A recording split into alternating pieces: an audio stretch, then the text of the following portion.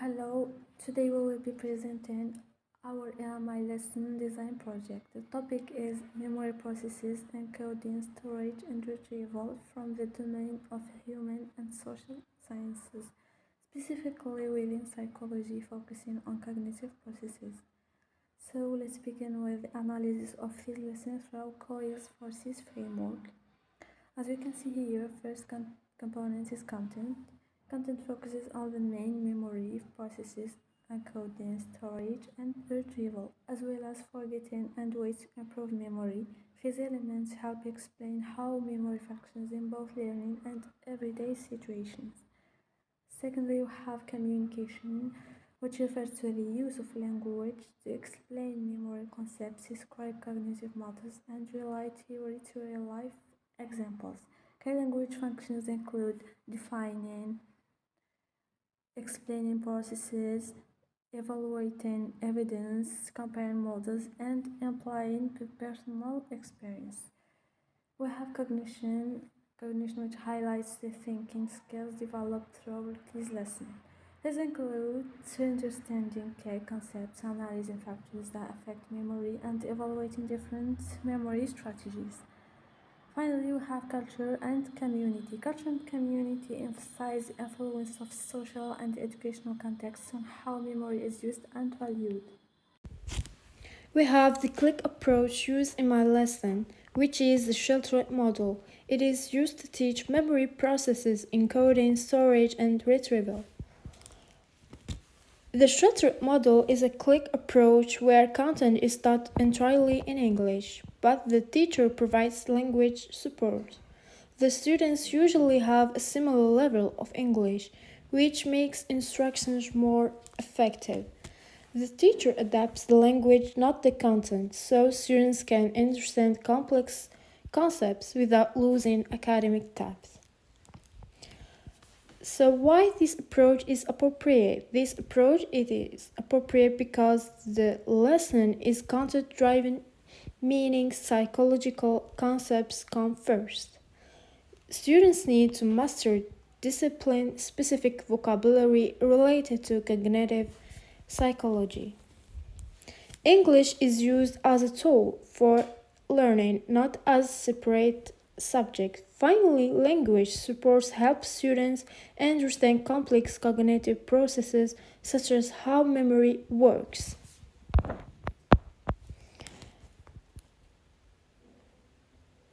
The lesson is organized according to Coyle's forces framework, which includes content, communication, cognitive, and culture.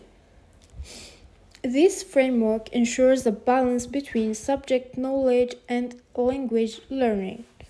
First, we have content. In terms of content, the lesson presents the core concepts of cognitive psychology related to memory.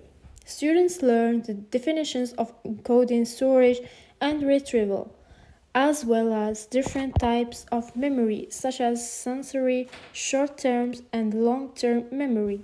They also explore according strategies, theories of forgetting, and how memory is used in everyday life and learning.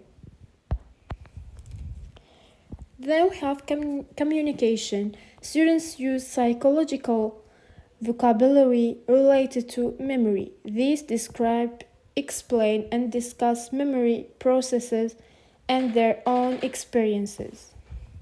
Then we have cognition. Cognition, it is when students first remember basic information, then they analyze and compare memory strategies.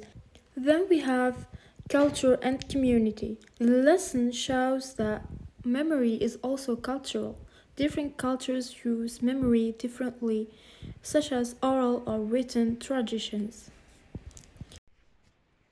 Then we have Bloom's taxonomy applied to memory processes. First, create. Produce new or original work. Design a memory experiment. Create a personalized memory improvement plan. Develop a study guide using encoding principles. Second, we have evaluate. Make judgments and justify decisions. Evaluate the effectiveness of different encoding strategies. Justify why certain retrieval cues work better than others. Critique a research study on memory. Then analyze. Break information into parts. Analyze factors that lead to forgetting. Compare different memory models. Examine how culture affects memory practices. Then apply. Use knowledge in new situations. Apply encoding strategies to a learning task. Use retrieval cues to improve memory access. Implement memory principles in a case study. Understand. Explain ideas or concepts. Explain the stages of memory processing. Describe how retrieval works. Summarize the role of hippocampus in memory. Remember. Finally, we have remember. Recall facts and basic concepts. Define encoding, storage, retrieval. List types of memory. Recall key brain structures involved in memory.